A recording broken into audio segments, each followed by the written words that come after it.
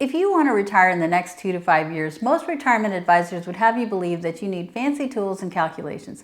But it's actually much simpler than that. And in this video, I'm going to show you the 3 things that determine your retirement success. So let's get to it. Let's say you want to retire in the next 2 to 5 years and you go to a financial planner.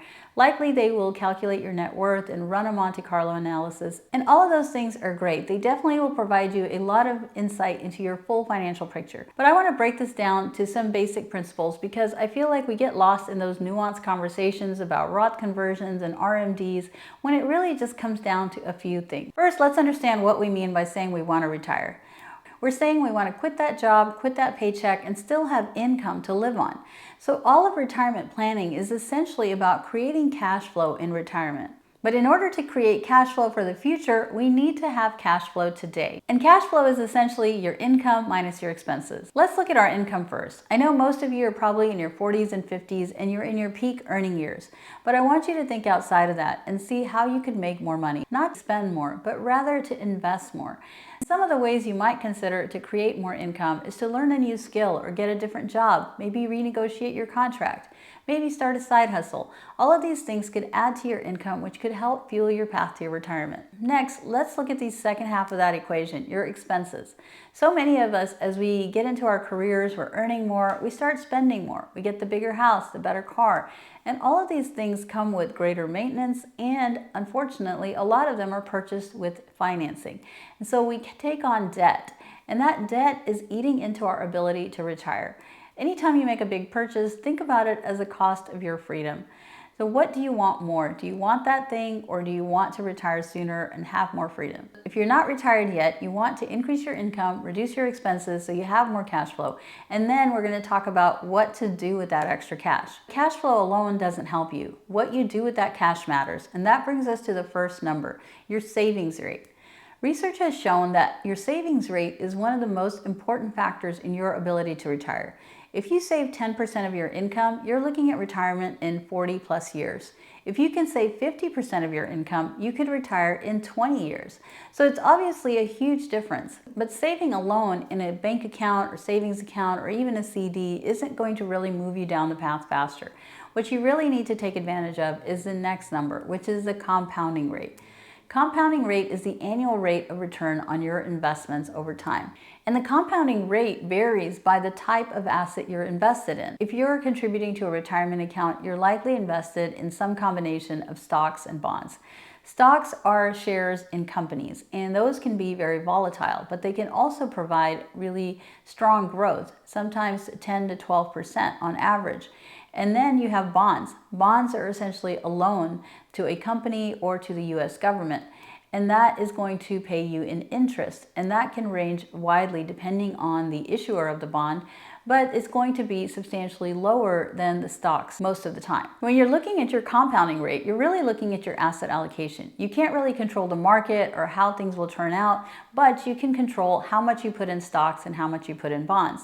And now the traditional asset allocation strategy is to move more of your assets or your money to bonds as you get closer to retirement, just so you avoid the volatility and losses in the market as you approach retirement. And that's a very reasonable thing to do. However, your rate of return is going to be lower as you move more money to conservative assets like bonds. Now, in order to accumulate as much as you would with stocks, you would either have to contribute more or have a longer time horizon, meaning more time invested in order to get the same level of returns. And that's okay, because asset allocation is a very personal choice. It's dependent on your risk tolerance and your age and your time horizon. But just keep in mind that it does impact your timeline to retirement. Now, another piece of this compounding formula that a lot of people don't think about are fees.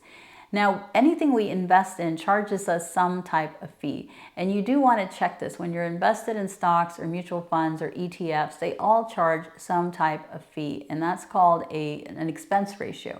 And so you want to check your expense ratio when you are making an investment, because that is going to impact your returns over time. Morningstar, a research company, has shown multiple times that fees directly impact investor returns.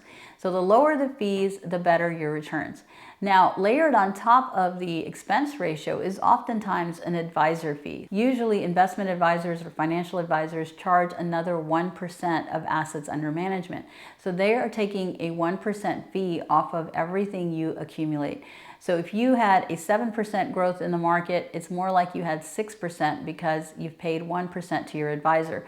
So just keep that in mind. There's no harm in using one. They may provide you other benefits, but it does impact your compounding rate, which affects your retirement timeline. Now, the third number that affects your retirement is one that most of us don't even think about until we are actually in it. And that's why I want to mention it as part of your planning for your retirement, and that is your tax rate. Because as I said in the beginning, the main goal here is to create cash flow during retirement. That's the whole point. And one of the biggest drags to that cash flow is taxes. Taxes are generally the largest expense across our lifetime. And it's more important during retirement because you don't have an income, you only have savings. And now you're going to be paying taxes on those savings as you withdraw them. So it's extremely important to understand the 3-bucket strategy. And what that means is investing in 3 different types of investment accounts because each of these is taxed differently. Most of us are investing in 401ks or IRAs during our working years. But when we go to withdraw that money, every dollar is taxed as ordinary income, which is the highest tax rate that you could have. Now, if you have Roth accounts, if you have a Roth IRA, what's happening there is you're paying taxes up front. And so then that invested money grows tax-free and then it stays tax-free. When you withdraw that money, you don't have to pay taxes at all because you've already paid taxes on it up front. So that's the advantage of the Roth IRA. And then the third type of account is the taxable brokerage account. A taxable brokerage account is just an after-tax investment account, and you're investing in stocks or bonds or whatever you want. And then as those assets appreciate, you can sell them and keep the cash in the account, or you can withdraw that money for your own use. And the nice thing about taxable brokerage accounts is that there's no contribution limits, there's no age restrictions, and when you do sell assets or withdraw funds, you're paying capital gains tax rates, and those are generally lower than your income tax rate. The ideal goal is that you have all 3 types of accounts when you enter retirement. And this is why. Let's say you need $100,000 for your living expenses in 1 year. If you have all 3 accounts, you can withdraw some from your pre-tax account, like your 401k, and then you could withdraw some from the Roth, which is tax-free, and then some from your taxable brokerage, which we taxed at capital gains tax rates.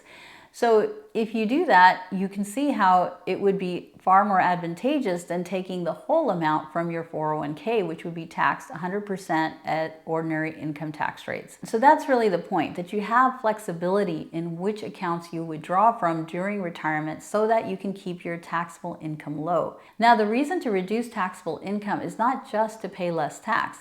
It also has a direct impact on your healthcare costs. Most people who are retiring before age 65 will likely purchase health insurance on the ACA marketplace. And you can qualify for significant subsidies based on your taxable income, or actually your modified adjusted gross income, which is your taxable income with the deductions added back in. And if you're over 65, your Medicare premiums are also determined by your modified adjusted gross income.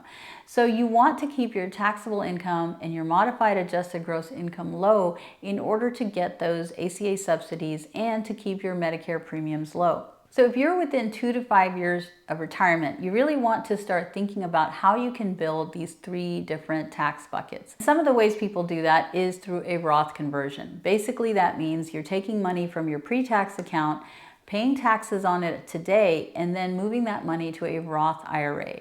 Now, obviously, that means you could be hit with a big tax bill today. So you want to think about when you could do that. So most people wait until they retire and their income drops and they're in a lower tax bracket. And then they'll convert a small amount over to Roth every year and pay the taxes as they go. And then that money is tax-free forever. And the math on Roth conversions doesn't work for everyone, so you really have to think that through and talk to your advisor if you have one. Now you understand the 3 components of your retirement timeline: your savings rate, your compounding rate, and your tax rate. And it all starts again with cash flow. Without cash flow, you can't begin to save or compound, and you can't optimize your tax strategy. So make sure to do first things first and create cash flow today by increasing your income and reducing your expenses. And if you want to understand Roth conversions in more detail, I break it all down in this video here. I'll see you there next.